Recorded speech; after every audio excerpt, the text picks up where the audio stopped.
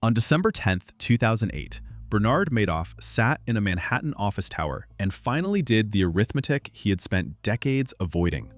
Clients wanted $1.5 billion back. His accounts held roughly $300 million. There was no failed counterparty to blame, no frozen market, no bad quarter. The gap was not a loss.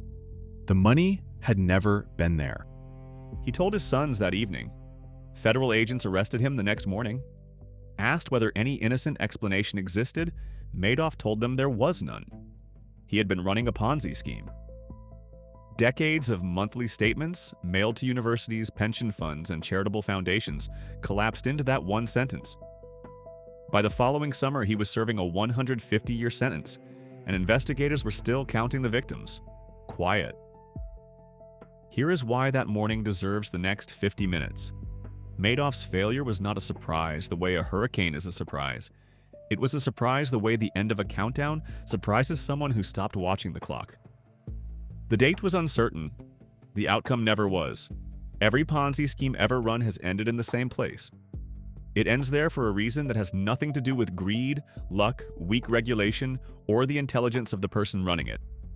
It ends because of an equation, one that fits on a napkin, one that no operator in 100 years has solved, one whose answer is fixed the day the scheme opens. Once you can write that equation down, something strange happens to the history of financial fraud. Boston in 1920, Manhattan in 2008, Antigua in 2009, a crypto forum in 2017. The costumes change completely. The vocabulary changes, the technology changes. The machine underneath does not move an inch. This is the story of that machine, where it comes from, why it cannot be repaired, why the smartest version fails on exactly the same terms as the crudest, and why the people who build it almost always believe they are the exception. Quiet. Charles Ponzi did not invent the structure. Variants of it had been prosecuted for decades before him. He simply ran it loudly enough, in a small enough city, that his name attached to it permanently. In late 1919, he began telling Boston investors he had found a gap in the international postal system. Countries sold international reply coupons at fixed local prices, so a sender abroad could prepay a recipient's return postage. Currencies had moved violently after the First World War. The coupon prices had not. Buy coupons cheaply in a devalued country, redeem them for American stamps, sell the stamps. The arbitrage genuinely existed, and it was nearly impossible to execute at scale because coupons had to be redeemed by hand, in small quantities, at post office counters. None of that mattered to what he was actually selling. Ponzi first offered 50% in 90 days, then shortened it to 50% in 45. In 8 months, he took in an estimated $15 million from about 40,000 people. Police officers, shopkeepers, priests, clerks who mortgaged their homes and lined the street outside his school street office to hand him cash. Grim. The publisher Clarence Barron performed the calculation nobody else had bothered with. To back the investments Ponzi had accepted, roughly 160 million coupons would need to be in circulation. About 27,000 were. The Boston Post ran the analysis in July 1920, returned to the story on August 2nd, and when auditors finally reached the premises, they found $61 worth of postal coupons. Not 61,000. 61. Ponzi closed his doors on July 26th. His note holders eventually recovered less than 30 cents on the dollar. Study that sequence because every case in this video repeats it. A plausible mechanism nobody can independently verify. Returns large enough that the buyer stops caring about the mechanism. Explosive growth. One outsider performing one calculation. Then a wall of withdrawal requests arriving at once. The 1920 version took 8 months. Later versions lasted decades or weeks, but they run the same 4 steps in the same order every time. Firm. Strip away the story and a Ponzi scheme reduces to a single arithmetic relationship between 2 quantities, what has been promised and what can be collected. A legitimate investment produces returns from an external source. Rent, interest, corporate profit, a rising asset. That source is independent of how many investors show up. A Ponzi has no external source. Every dollar paid to an existing investor comes from a new investor or from the pool that new investors filled. So obligations grow at the promised rate, compounding, without pause, while available cash grows only as fast as recruitment does. Put Ponzi's own terms into it. 50% every 45 days is roughly 8 compounding periods a year. $1 accepted in January owes about $26 by December. $10 million in obligations becomes $260 million inside 12 months. Before a single new investor has been paid anything. To stay solvent, deposits must not merely stay high. They must grow at the same compounding rate forever. Deliberate. That is the wall. Not a risk, not a probability, not a scenario. A wall at a calculable distance. Geometric growth requires a geometrically growing population, and every population is finite. The operator chooses only where on the curve the collapse happens, and the promised rate makes that choice on day one. Two things pull the wall closer still. Every dollar the operator spends on himself, the office, the plane, the lifestyle that makes the fund credible, leaves the pool permanently. And every dollar paid in commission to whoever brought the investor in is money that will still be owed a return it can no longer earn. The costs that keep the scheme convincing are the same costs that shorten its life. This produces the most counterintuitive fact in the entire field. The most successful Ponzi schemes in history did not promise the highest returns. They promised the lowest ones they could get away with, because a smaller promise pushes the wall further out. 50% in 45 days bought Charles Ponzi 8 months.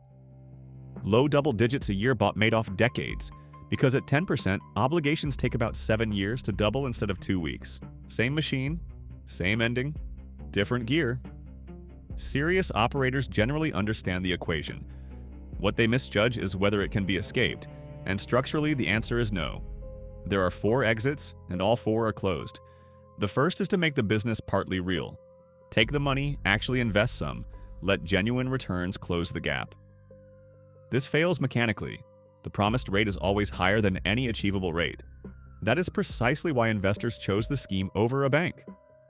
Real returns therefore shrink the deficit as a percentage, while the deficit itself compounds in absolute terms.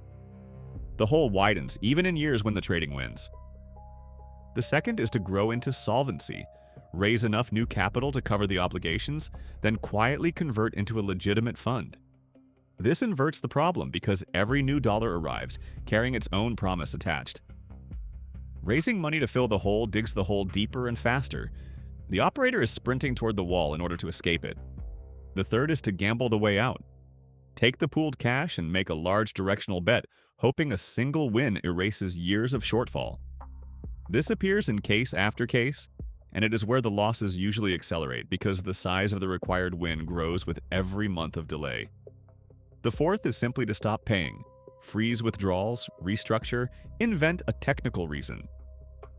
That works once, briefly, and it is the loudest signal a scheme can send. Withdrawal suspension is how a Ponzi announces itself, and it appears in almost every case ahead. Firm. One distinction is worth fixing here because it is constantly blurred. A pyramid scheme openly pays you for recruiting. A multi-level marketing company sells a real product through a recruitment structure. A Ponzi claims an investment strategy and conceals the recruitment entirely. The investor believes they are buying a return, not a position in a queue. Those differences matter in court. They do not matter to the arithmetic. All 3 die of the same thing.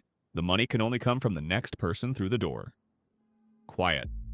Ask most people what a fraudulent investment offers, and they answer, impossible returns. That instinct is wrong, and it is the reason sophisticated investors get caught, while cautious ones walk away feeling clever. What a durable Ponzi actually sells is smoothness. Not the largest number, and the steadiest one. Real markets deliver returns as a jagged line, strong years, ugly years, months that hurt enough to make clients call. A fabricated track record has no reason to be jagged, because a fabricated track record is what an operator produces when the returns are typed rather than earned. Consistency is not a byproduct of the fraud. It is the product being sold, and clients pay a premium for the absence of bad news. Madoff's reported performance was the most valuable asset he owned. Modest annual gains delivered with almost no losing months across decades that contained the 1987 crash, the collapse of the dot-com boom, and the 2008 crisis. To a retail investor, that reads as mastery.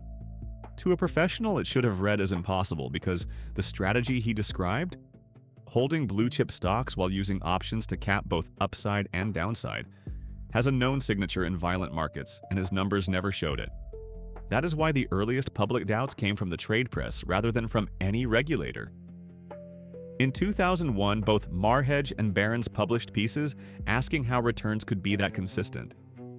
Neither could prove fraud, neither needed to. Both had noticed the same anomaly, and it was not a number that was too high. It was a line that was too straight. Grim. Here is the trap that closes on careful people. Volatility is the visible cost of a real strategy, the evidence that someone is taking risk on your behalf. Remove volatility and you have removed the evidence that any risk is being taken, which means you have removed the evidence that anyone is investing at all. The calmest account statement in the room is usually the one nobody can explain. Serious. The physical architecture of Madoff's operation explains how a fiction survived 48 years of monthly mail. His legitimate market-making business occupied the upper floors of the Lipstick Building in Midtown Manhattan. Modern systems, real order flow, and a reputation strong enough that he had served as chairman of the NASDAQ stock market. That reputation was not a disguise bolted on afterwards. It was the load-bearing element.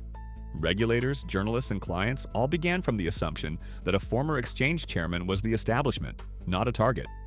The investment advisory business ran on a separate floor, on separate systems, with a small staff and its own rules.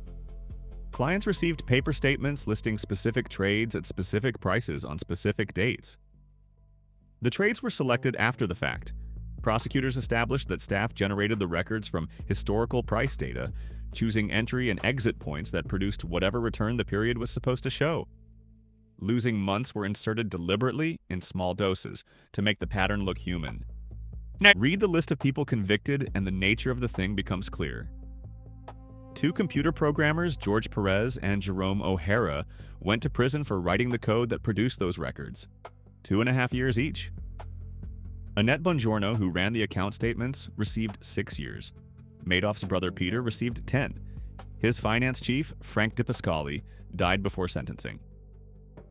This was not a mastermind alone in a room. It was a small manufacturing operation with specialized roles, producing a physical product that had to arrive on time, look correct, and survive an accountant's glance. Somber. And it carried one permanent vulnerability that everyone inside understood.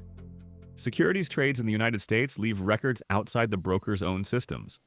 If a statement claimed a block of stock changed hands on a Tuesday, a third party could be asked whether it had. That single question would have ended the entire structure at any point across 5 decades. For 16 years, from the first complaint to the last, nobody asked it. Quiet. A fraud that must grow geometrically cannot survive on word of mouth. It needs distribution. And Madoff's distribution was built by people who were paid extraordinarily well to ask remarkably little. Feeder funds were the mechanism. A fund raised money from its own investors, handed it to Madoff, and charged fees for the service. To the end investor, the feeder appeared to be the professional layer. The people performing diligence, confirming custody, monitoring risk. In practice, many performed a single function, which was collection. The feeders charged their own management and performance fees on every dollar placed, so their revenue scaled with volume rather than with scrutiny. Investors read the layer as protection. It functioned as a sales force. The incentive structure did the rest. Fees flowed from assets placed, not from questions answered. A manager who verified the trades and found nothing would have destroyed his own revenue stream. A manager who verified nothing kept it. Multiply that across dozens of funds, private banks and family offices in the United States, Europe, and Latin America, and the intake compounded without any individual participant deciding to commit a fraud. It also concentrated the eventual clawback, and here the case produced records that still stand.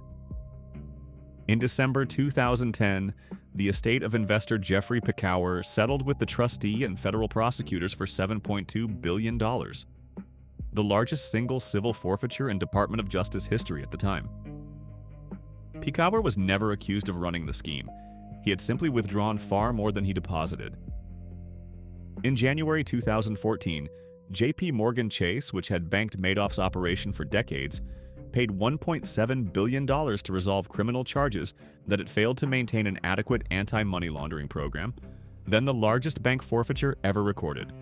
Firm. That pair of settlements contains the whole logic of Ponzi recovery, which almost everyone gets backwards. Investigators are not hunting for hidden money. They are identifying who took real money out, because the only real money that ever existed came from other victims. Serious. The Securities and Exchange Commission's own Inspector General investigated how the agency handled Madoff and published the findings in 2009. It is one of the most useful documents in the history of financial fraud, because it describes institutional failure in specific, reproducible terms. Between June 1992 and December 2008, the SEC received 6 substantive complaints alleging that the business was not what it claimed. The first, in 1992, concerned 2 accountants funneling client money to Madoff while promising fixed returns. The agency found unregistered securities, made them return the money, and Madoff produced every dollar on demand. The episode that should have been the first alarm became a certificate of good standing because he paid. The analyst Harry Markopoulos submitted an 8-page complaint in May 2000 and a second in March 2001, arguing from the shape of the return stream that the numbers could not be generated by the strategy described. A hedge fund manager raised the same red flags in 2003. An anonymous informant wrote in 2005 describing a highly secretive operation. 2 magazines had already printed the same doubts. The SEC conducted 5 examinations and investigations. Not one verified whether the trades on client statements had actually occurred. According to the report, a request for trading data was drafted and never sent because it was judged too time-consuming. Letters to European counterparties were drafted and, in the Inspector General's own word, inexplicably not mailed. When one data check came back showing no transaction activity for the period requested, there was no follow-up. Grim. The detail that lands hardest concerns 2006. Testifying to SEC staff, Madoff volunteered the account number that would have permitted a direct check with the Central Clearing Organization.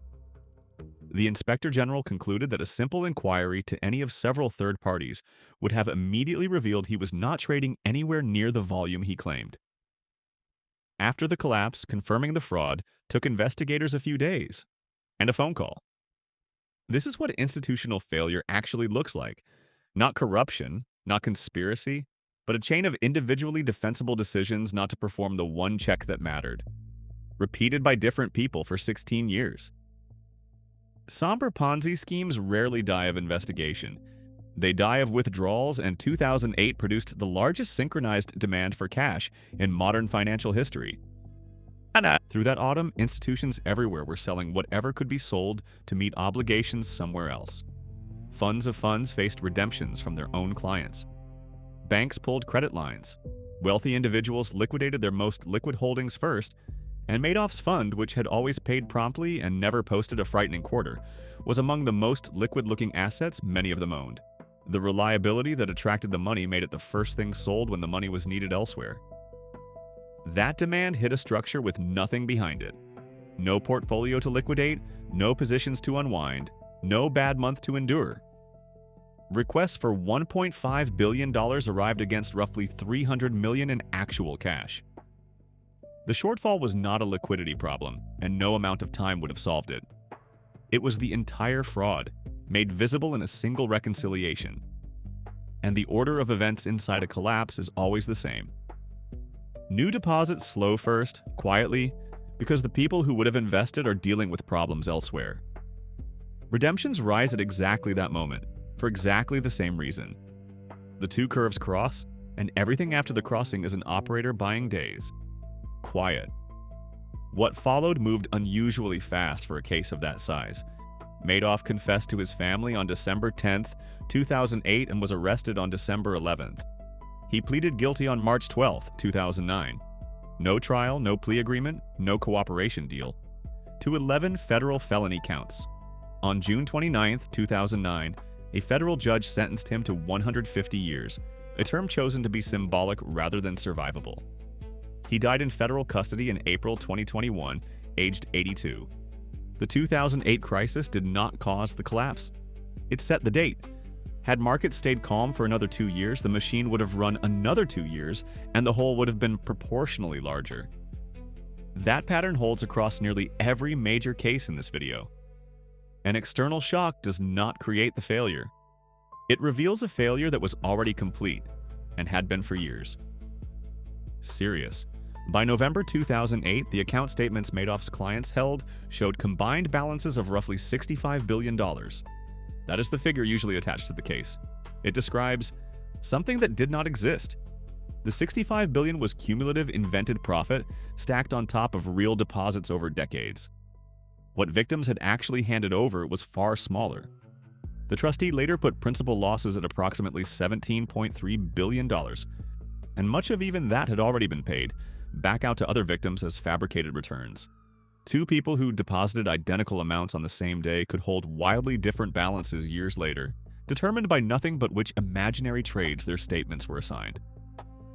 This produced the strangest conflict of the entire liquidation, and it was between victims. The trustee, Irving Picard, valued each claim as money deposited minus money withdrawn, the net investment method. Investors who had taken out more than they put in had, on that accounting, no claim at all, however large the number on their final statement. Some were told they owed money back. The litigation reached the Second Circuit Court of Appeals, which upheld the method in 2011 on stark reasoning. A customer cannot be paid a balance that was never anything but a typed number, because paying it means taking real cash from people who deposited real cash. A second line was drawn just as sharply, and it fell across the feeder funds. Investor protection covers direct customers of the failed broker up to $500,000 each. Of 16,519 claims filed in the Madoff liquidation, 2,425 were allowed, totaling $7.3 billion. Nearly 11,000 were denied, about two-thirds of everything filed, overwhelmingly because those people had invested through a fund rather than with Madoff himself. Courts upheld that too. Grim. So the aftermath sorted victims into categories none of them chose. Net winners and net losers, separated only by the date they happened to need cash. Direct clients and indirect ones, separated only by which piece of paper they signed. The same person could end up a claimant or a defendant, depending on whether they withdrew in 2005 or waited until 2008. Quiet. 17 years after the arrest, the Madoff liquidation is still running, and its results show precisely what a Ponzi scheme leaves behind. As of July 2026, the trustee had recovered $15.48 billion and distributed $14.799 billion to customers with allowed claims across 17 interim distributions. Measured against the roughly $17.3 billion in lost principal rather than against fictional balances, that is one of the highest recovery rates ever achieved in a fraud of this scale. A genuinely extraordinary legal outcome. Measured against what people believed they owned, it is a rounding error. The composition of that money matters more than the total. Almost none of it was found. It was sued out of banks, feeder funds, and investors who had withdrawn more than they deposited. The Picauer settlement alone accounting for $7.2 billion. The J.P. Morgan resolution for another $1.7. Recovery in these cases is a redistribution among people already touched by the scheme, because no outside pool of assets exists to seize. There is no vault, no offshore account holding the difference. There never was. Set that against 1920. Charles Ponzi's note holders recovered less than 30 cents on the dollar after a scheme that lasted 8 months and took $15 million. A century later, with forensic accounting, international cooperation, and nearly 2 decades of litigation, the ratio improved substantially. But the underlying arithmetic did not change at all. Money that was consumed cannot be recovered. It was spent, distributed as fake profit, or paid in tax on income that was never earned. Somber. And the clock is the cruelest element. Distributions began in 2011 and continue today, in slices some worth a fraction of 1% of a claim.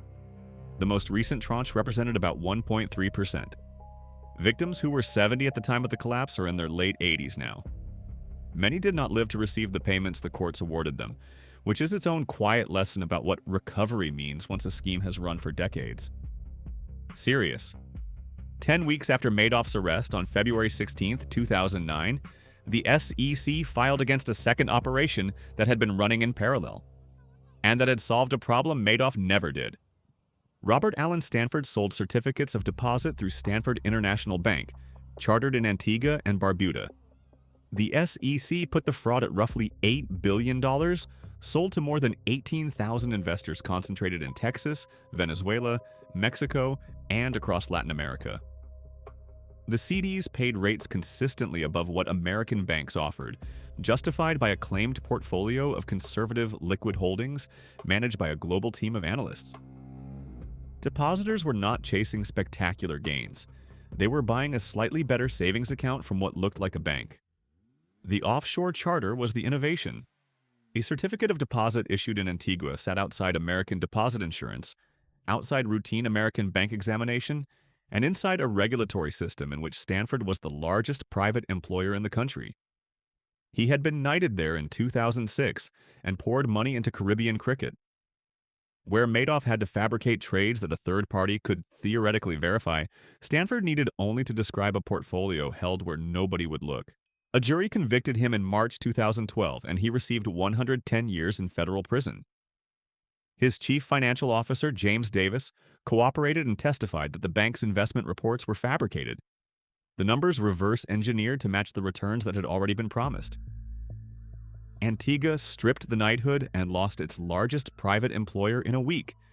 The part of these cases that rarely gets counted. A scheme large enough relative to its host jurisdiction damages people who never bought anything. Cold.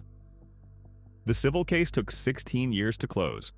On January 29, 2025, a federal court entered final judgment. $6.76 billion in disgorgement, plus a $5.9 billion penalty against a man with no assets, serving a sentence that ends in the 22nd century. The figure is a legal formality, an official measurement of a hole that will never be filled by anyone. Firm Stanford's investors have recovered far less than Madoff's, and the reason is a lesson in where these schemes choose to live. Look at where the recovered money came from. The court-appointed receiver has collected more than $2.7 billion, and the largest components are settlements with banks that process the operation's money. $1.205 billion from Toronto Dominion Bank, $157 million from Societe Generale Private Banking, $100 million each from Trustmark National Bank, and a Texas Independent Bank, $40 million from HSBC. Almost nothing came from the estate itself, and years of receivership costs came out of the recoveries before investors saw a distribution. Then came the ruling that separated the two cases permanently. American investor protection funds cover customers of failed brokers, and in 2014, a federal appeals court held that Stanford's depositors did not qualify because they had bought certificates of deposit from an offshore bank rather than securities from a covered broker. Madoff's direct clients received advances up to $500,000 each. Stanford's received nothing from that system. The difference was not the size of the fraud or the conduct of the victims. It was the legal wrapper the product had been sold in. That is jurisdictional arbitrage functioning exactly as designed. Money raised in one country, booked in a second, audited under the rules of a third, moving through seams no single regulator is responsible for closing. Each actor in the chain can be individually compliant while the structure as a whole is examined by nobody. Grim. The domestic failure was distinct but no more comforting. The SEC's Inspector General examined the agency's handling of Stanford in 2010 and found that examiners in the Fort Worth office had concluded as early as 1997 that the operation was likely a Ponzi scheme. 12 more years passed before an enforcement action was brought. 2 separate offices, 2 separate reports, the same finding, which points at something uncomfortable about detection. Regulators are built to catch entities that hide information, and a Ponzi does the opposite. It produces documents, files reports, answers letters, volunteers explanations. It fails a verification test it is almost never given. Quiet. Growth is the binding constraint on every Ponzi scheme, which makes the cost of acquiring the next investor the most important number in the operation. One channel drives that cost close to zero. Regulators call it affinity fraud, and the SEC maintains a standing investor alert about it. The scheme spreads inside a group whose members already trust each other: a congregation, a professional association, an immigrant community, a network of military families, an alumni circle. The operator does not have to persuade thousands of strangers. He persuades a handful of respected members, and those members do the remaining work for free sincerely with no idea they're selling anything. The mechanism is a substitution. Inside a trusted network, the question quietly changes from, "Does this investment make sense?" to, "Would this person mislead me?" The answer to the second question is almost always no, because the person is not misleading anyone. They are a victim recruiting further victims, sincerely using their own money as proof. That is why these networks are so nearly impossible to warn, and why the early evidence inside them is always positive. The first participants really do get paid. The case histories are explicit. Stanford's operation concentrated on Latin American investors and on tight-knit Texas business circles. Madoff's advisory clients spread through country clubs, philanthropic boards, and charitable foundations that shared donors, trustees, and eventually losses. A structure in which one bad introduction could take out an entire endowment. OneCoin, which appears shortly, was distributed through a multi-level marketing network engineered specifically to convert personal relationships into sales. Somber. Affinity also poisons the exit, which is the part rarely discussed. Raising doubts publicly means accusing your own community's most respected members of being fools, and the social cost of that arrives long before anyone can prove anything. Several of these cases include people who worked out the arithmetic, said so, and were pushed out of the group for it. The structure that makes the scheme cheap to grow is the same structure that makes it expensive to question. Serious. Between 2016 and 2018, a wave of investment products appeared sharing one striking property. They could be described only in terms that could not be checked. The most instructive of them was BitConnect. Investors sent Bitcoin to the platform, received BitConnect coin in return, then lent that coin back through a program promising daily interest. The stated engine was the BitConnect trading bot and its volatility software, a proprietary system said to generate profits from cryptocurrency price swings, running continuously, benefiting from exactly the turbulence that hurt everyone else. No independent party ever examined it. According to the Department of Justice, it did not operate as claimed, and earlier investors were paid with money from later ones. The scale was real even though the returns were not. Federal prosecutors put the amount obtained from investors at approximately $2.4 billion, with the token reaching a peak market capitalization of $3.4 billion. The lending program ran for roughly a year. When it shut down in January 2018, the token lost almost all of its value within days, and the message posted to investors blamed bad press and regulatory pressure, which is the standard closing script. A federal grand jury indicted the founder, Satish Kumbani, on February 25, 2022. He has never been located. Glenn Arcaro, the scheme's leading United States promoter, pleaded guilty and received 38 months in September 2022. The indictment alleges proceeds were concealed by cycling funds through a cluster of wallets and international exchanges, an option Charles Ponzi, who had to physically store cash, did not enjoy. Firm read the structure with the vocabulary stripped out, and it is 1920 Boston exactly. An arbitrage no outsider can verify. A return large enough that verification feels unnecessary. Growth that depends entirely on recruitment. What the technology changed was not the mechanism, it was the clock speed. Ponzi needed 8 months to reach 40,000 people in one city.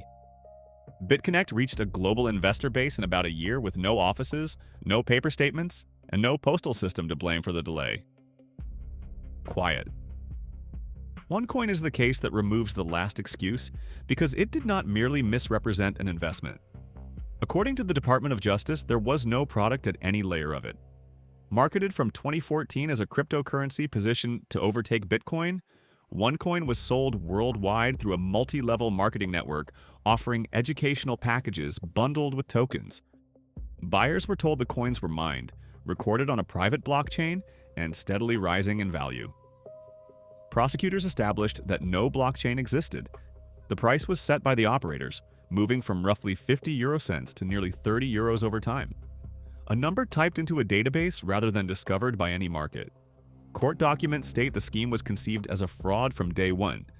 The Department of Justice puts investor losses at more than $4 billion from more than 3.5 million victims worldwide, with the heaviest sales between late 2014 and late 2016. Those victims were concentrated in countries with limited access to conventional investment products, sold to by people they already knew, in currencies that mattered to households with no margin for error. The convictions mapped the machine. Co-founder Carl Sebastian Greenwood served as global master distributor, took 5% of all monthly OneCoin sales worldwide, earned more than $300 million, and was sentenced to 20 years in prison on September 12, 2023. Mark Scott, a former partner at an international law firm, received 10 years for laundering roughly $400 million of the proceeds through offshore investment funds. Co-founder Ruja Ignatova boarded a flight from Sofia to Athens in October 2017 and has not been seen since. The FBI added her to its 10 most wanted fugitives list in June 2022. Grim. Consider what OneCoin proves about the model. Madoff at least ran a real trading floor upstairs. Ponzi at least owned $61 of coupons. OneCoin had no asset, no technology, no mechanism, and no market, and still took more than $4 billion from 3.5 million people. The product was never the point. The Q was the point. Serious. By the end of the last decade, the model had been industrialized, and 3 cases show what that means in practice.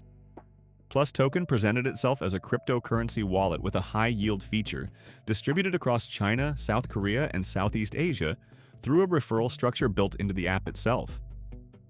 Chinese authorities put the scheme at roughly $2.25 billion, jailed its ringleaders for terms of up to 11 years in 2020, and seized crypto assets later valued in the billions. It reached hundreds of thousands of participants, a retail investor base assembled through messaging apps with no offices, no prospectus, and no sales force that ever met a client.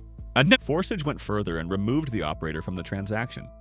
It ran as smart contracts on public blockchains, automatically routing each new participant's payment to earlier participants according to code that anyone could read. In August 2022, the SEC charged 11 people over what it described as a $300 million pyramid and Ponzi structure. The remarkable part? The mechanism was fully published. Anyone could read the contract and confirm the only source of funds was new entrants, and roughly $300 million arrived anyway. Hyperfund, later rebranded Hyperverse, ran from June 2020 promising passive rewards of between 0.5% and 1% per day, supposedly generated by large-scale crypto mining operations that prosecutors say did not exist. The Department of Justice puts the amount raised at $1.89 billion. Withdrawals were blocked from at least July 2021, more than a year before the platform stopped operating.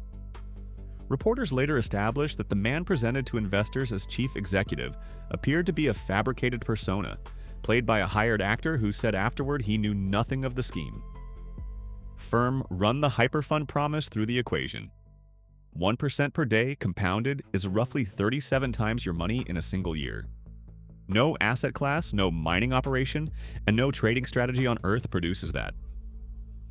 The claim was not optimistic. It was arithmetically self-refuting to anyone who spent 90 seconds with a calculator. Which is the uncomfortable part. These were not sophisticated deceptions that fooled experts. They were claims that failed on their face, distributed fast enough and socially enough that the calculation never got made. Firm put a century of these cases side by side and a short, boring, reliable list of properties appears. None of them requires expertise to check, and every case in this video displays at least 4. The first is smoothness. Returns that do not move with the market are not evidence of skill. They are evidence that no market is involved. The second is an unexaminable engine, a proprietary bot, a private algorithm, a strategy explained only through its outcomes. The third is custody. When one organization holds the asset, prices it, reports it, and selects its own auditor, every number you receive originates from a single source with a single interest. The fourth is scale mismatch, billions in claimed assets verified by a firm of 3 people or by nobody at all. The fifth is a recruitment reward embedded in something described as an investment. The sixth is pressure to compound rather than withdraw. Bonuses for reinvesting, penalties for taking cash out, programs that pay more the longer you leave the money in place. That is not a loyalty scheme, it is a liquidity defense. And the seventh is friction that appears suddenly. Withdrawals that processed instantly for years and now require a form, a delay, a technical explanation. That is not a policy change. That is the arithmetic arriving. The base rate makes the list worth memorizing. In 2023 alone, 66 Ponzi schemes were uncovered in the United States, involving nearly $2 billion in investor funds. A 7-year high, according to figures compiled by Ponzi Tracker, and up from 35 schemes 2 years earlier. That counts only the ones that collapsed and were charged in one country in 1 year. The ones still operating are, by definition, absent from the data. Somewhere in that gap is a fund with an excellent track record and a very straight line. Quiet. If this was useful, subscribing helps it reach people while they still have the choice. And if there is a case you want examined at this depth, name it in the comments. Because the pattern is not really about crime, it is about what happens to a promise when nothing stands behind it, and about how long emptiness can look exactly like success. Quiet. Every Ponzi scheme has a final participant. Not as a metaphor, an actual person with a name, who wired money on a specific Tuesday and received a confirmation, still arriving in the mail when the arrest happened. They performed no worse than anyone else. They read the same materials, heard the same recommendation from the same trusted source, and reviewed a track record that was longer and steadier than the one shown to everyone who came before them. By every signal available from outside, the last investor had better evidence than the first. That is not an accident of timing, it is the design. The scheme's apparent credibility increases monotonically until the moment it stops existing. Which produces the fact worth carrying out of this video. The distribution of harm inside a Ponzi scheme is not a distribution of judgment. Early investors were not smarter. They were early. The people who withdrew in time were rarely more perceptive. Most simply needed cash for something unrelated. And the ones who lost everything were often those who believed hardest, held longest, and told the most friends.